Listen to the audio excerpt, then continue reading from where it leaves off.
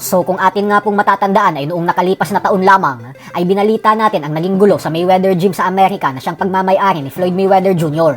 Ito ay dahil nagprotesta at nagrally ang mga empleyado nito sa gym nang dahil sa hindi umano sila nasusweldohan ng tama ni Mayweather. At ngayon nga po natuluyan na itong nalugi, dala na din ang paghihirap ni Mayweather pagdating sa usaping pinansyal. Kaya naman sinalo na ito ng ating pambansang kamauman ni Pacquiao matapos niyang bilhin ang naluging Mayweather Gym. At ngayon ay Pacquiao Prime Boxing Gym na ang pangalan nito. Para po sa mga hindi nakakaalam ay sa Hollywood sa Los Angeles, California ang lokasyon ng gym na ito. Kaya hindi po talaga basta-basta ang maintenance nito.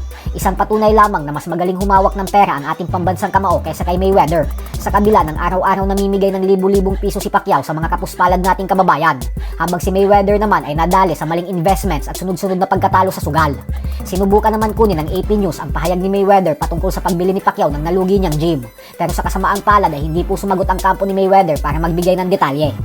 Sa kabilang banda naman mga idol ay trending nga po ngayon sa social media ang nilabas na video ng Japanese former world champion Yukinori Oguni na pagsuot ng damit ni General Casimero habang naghahanda siya bago ang kanyang naging laban kontra sa ating pambato na si Marlon Tapales. Ayon kay Oguni ay kaibigan niya daw kasi si Casimero at sinusuot niya umano ang damit ni Casimero dahil sa nagbibigay umano ito ng extra motibasyon sa kanya kapag nakakaramdam na siya ng pagod. Nang sa ganun ay mas lalo pa siyang magsikap sa ensayo. Isang patunay lamang kung gaano niya nirerespeto ang angas ng Pinas. Kahit naman kasi nagtuo sila sa nakaraan ay naging maayos pa rin ang samahan nila pagkatapos ng laban. Bukod dyan ay nagbunga rin ang lahat ng pagsisikap ni Oguni sa ensayo dahil nagawa niyang talunin ang isang top-rated super bantamweight and former world champion na si Tapales. Bagay na maging sarili niyang kampo ay hindi naniwala sa kanya na magtatagumpay siya. At ngayon ay may pagkakataon si Oguni na makalaban ulit para sa world title. At ang naging panalo niya kay Tapales ay maagang nangunguna ngayon sa mga kandidato bilang 2026 Upset of the Year sa Japan.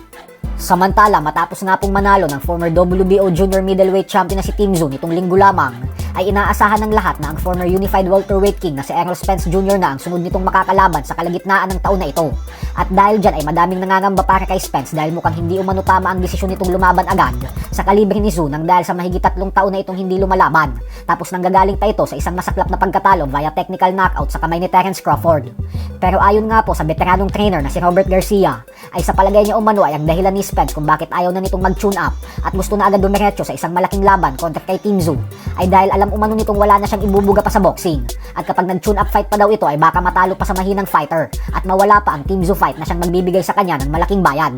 So hanggang dito na lang po muna tayo mga idol.